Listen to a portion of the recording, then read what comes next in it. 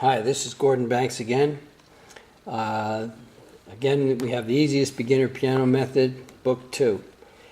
And we are continuing with what we left off from the last lesson was eighth notes. How to play them, how to count them. Now here we have just a group of eighth notes like these. We have, what I've put in here is a T, an L, a T, R, and a T. What's that mean? T would mean you play together. L would mean your left hand's playing together, both hands are playing, your right hand's playing on an R, and then T together. So you've got T, L, T, R, T. Otherwise it would be called together left, together right, together. And it just shows me if I want to tap out, making believe I'm a drummer, because a drummer would practice this way, together left, together right, together. That gives me the orientation of what my hand's going to be doing. And then I can transfer that to the actual count. 1 and 2 and 3 and 4 and. I did the same pattern except there was a count involved. That's one of the ways we can practice difficult timing, difficult counting patterns.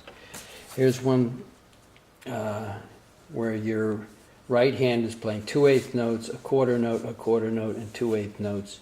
Meanwhile, your left hand plays a quarter note, a half note, and a quarter note. If I look at these as together, right, or left, what I see is together, right, together, right, together, right. Now that's not so bad.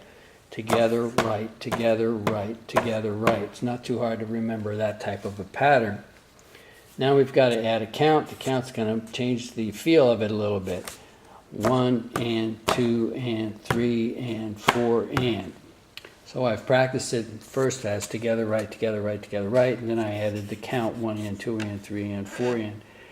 Again, just tapping it out. An easy way to tap out timing is to do it on a tabletop, do it on your key cover on your piano, or if you're sitting there, you could do it on your legs. Just like, when you were a kid drumming away. It will make you a better counter relatively quickly. Now, there's another part of counting that can cause us to have to think a little bit. And that is, how do we deal with the single eighth note in our count? We're used to kind of working off of a whole count, a 1 and then a 2 and 3 and 4 and. If we divide up the count as the 1 and 2 and 3 and 4 and, let's say we get we get an eighth note at the very beginning of our measure.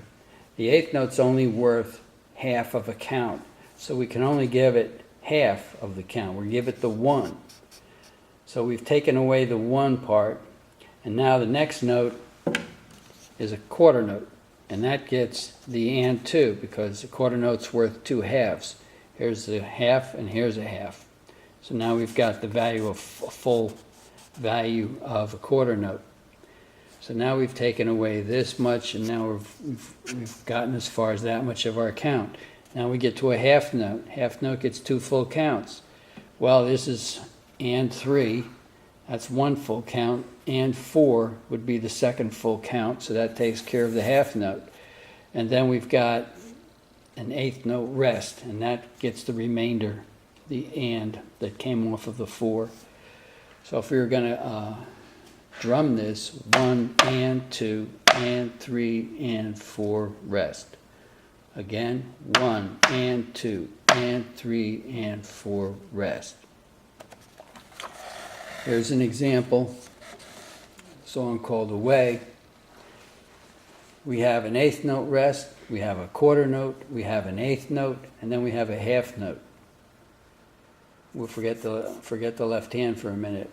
So it would, to tap it out, 1 is a rest, so nothing. 1 and 2 and 3 and 4 and. I'll do that again. 1 and 2 and 3 and 4 and.